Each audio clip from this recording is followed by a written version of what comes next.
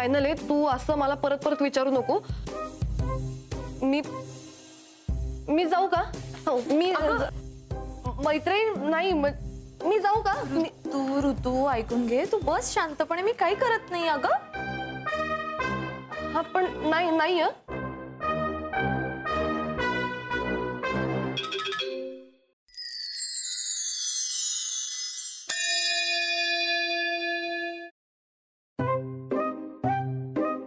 हाय हाय.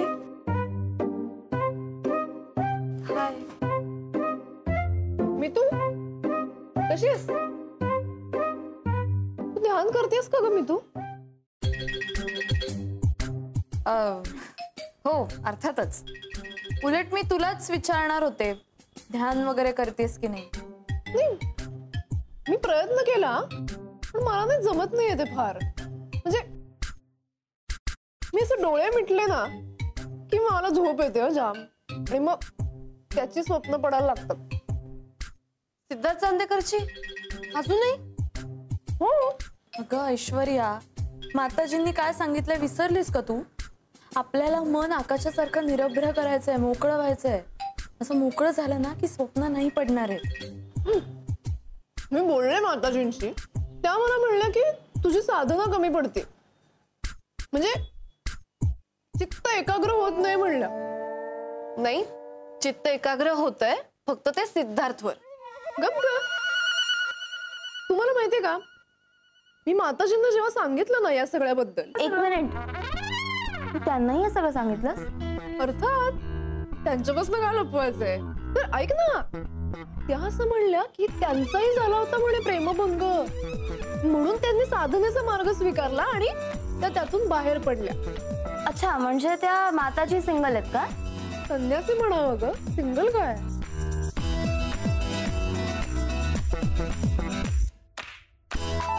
अच्छा अच्छा अच्छा, म्हणजे म्हणून हे सगळं चाललंय. तर मैत्री,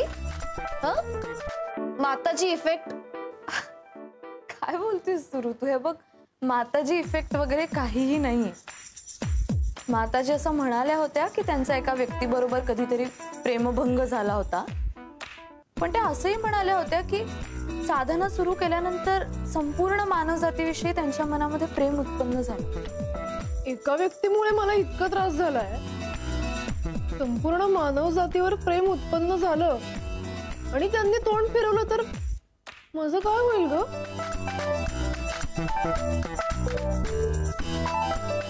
असताय का? ए ऋतू, तुला नाही का ग चुंबकची आठवण येत? हे नाही, उलट ब्रेकअप झाल्यामुळे मला असं फ्री फील होतंय. मलाही आता फ्री झाल्यासारखं वाटतंय. बाय द वे रेणू, तुला काय वाटतं ग आदिल विषयी? म्हणजे आदिल तुझा नुसता मित्रच आहे ना?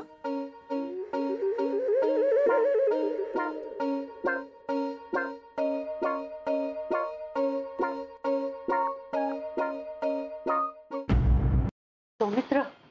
ए बस ना. नाही बसायचं मला. अरे बस ना जरा. अगं नाही, मला बसून बसून आता कंटाळायला लागलाय. तर पेशंट समोरही बसता येत नाही मला, चिडचिड होते. हे बघ, कळतंय मला, जरा अतिच झालंय सगळं. म्हणजे तो माताजींचा डोस मोठा झाला. करेक्ट, त्या माताजींमुळेच झालंय सगळं. ती त्यांच्यासारखं बोलायला लागली ना, तिथंच माझं असं डोकं फिरायला लागतं ना माई. हो ना. अरे, आणि ती असा चेहरा करते ना, हळूहळू बोलते ना, मला सहन नाही होत. नाही माई, माझी चिडचिड का होते माहितीये का, की मी तिला कन्व्हिन्स केलं की तू जा बाई तिकडे. तिला जायचं नव्हतं बरं का, तरी मी सांगितलं म्हणून ती गेली. काय कुठून दुर्बुद्धी सुचली मला, असं झालंय. अरे तू कशाला सगळं स्वतःवर घेतोयस? हा, हे घडणारच होतं, ते घडलं, निमित्त झालं एवढंच.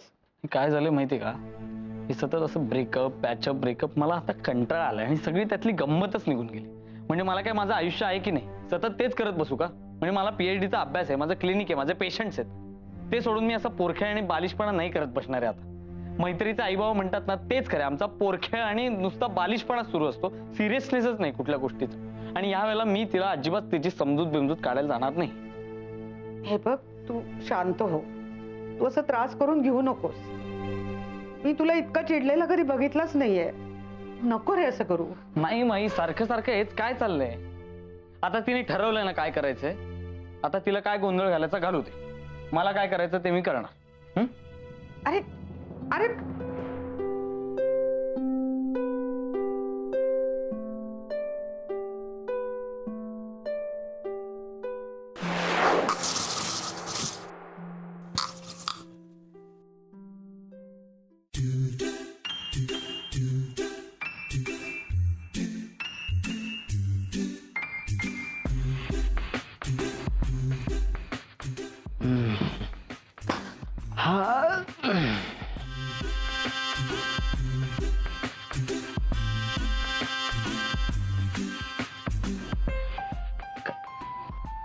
काय झालं?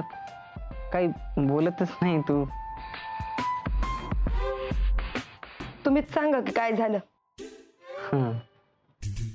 विचार ना, तू काही पण विचार, मी सगळं खरं सांगेन. माझ्या आधी किती पोरींना प्रपोज केलं होतं.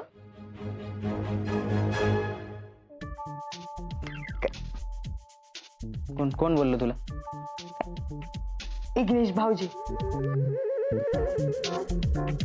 तेवढं इंग्लिश तर सगळ्यांनाच कळतं ना. मी तर शिकलेली आहे तुमच्यापेक्षा जास्त. ते विघ्नेश रे, विघ्नेश भाऊजी. ते येडे, त्याला काय अक्कल नाही. ते असं तोंडात आलं ते बोलते काय, तसंच सवय त्याची. माझी शपथ आहे. हे बघ कसं असते माहिती का ते. मरल मी.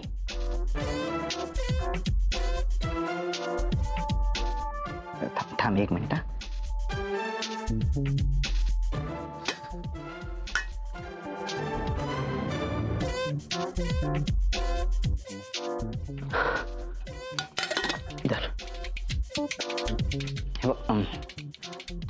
तुला आधी कॉन्सेप्ट सांगतो प्रपोजचा, काय ते काय नाही. म्हणजे शहराकडे कसं असते माहितीये का, की सगळं टाइमपास असते, सगळं काही सिरियस बिरियस काही नाही. आता म्हणजे बघ एकदम, आता हे बघ मैत्री, आपली मैत्री वंस आहे की नाही, वंस चांगली फ्रेंड आहे ना, आहे की नाही. तर तिला मी प्रपोज केलं असं एकदम टाइमपास, एकदम टाइमपास, काही सिरियस असं काही नाही. सौमित्र तर तिथं जुळलं की नाही नंतर, हा तसं झालं की नाही.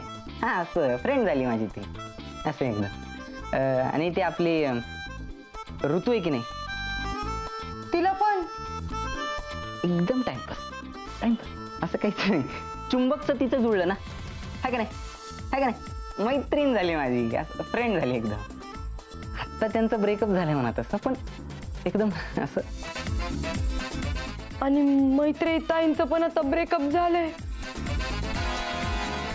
तुम्ही फसवलं मला, तुम्ही फसवलं मला. मी आले बात करणार तुमच्यासोबत. माई हळू. नाही आपण भांडायचं हे करायचं नाही. मी कसं काय फसवू शकतो? त्यांचं ब्रेकअप झालं, मी काय केलं तरी? नाही, मला कळलंय तुमच्यासाठी सगळंच टाइमपास आहे. ते प्रपोज पण आणि ते ब्रेकअप. म्हणजे आता आपलं पण ब्रेकअप होणार. येडी असतं तू जरा. आपलं लग्न झालंय, आपलं कसं काय ब्रेकअप होऊ शकते? आपलं झालं तर डिवोर्स होणार ना. आपलं लग्न झालंय, पहिल्याच दिवशी माणूस डिवोर्सची बात करतो. मी नाही डिवोर्स देणार तुम्हाला, मी नाही डिवोर्स देणार. त्या माणसाने फसवलं मला, काय करू मी? अगं बाळा, आज नका लावू.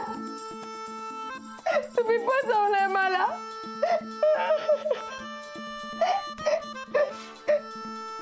तुम्ही फसवलं. घरी चाललीये मी तुझ्या. कशाला? काका काकूंना हे सगळं सांगावं लागेल ना. कसं ग माझ्या बाबू.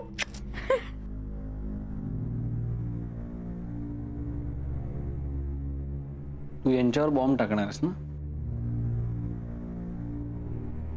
अरे बॉम्ब काय म्हणतोस तू? मी सत्य सांगणार आहे त्यांना.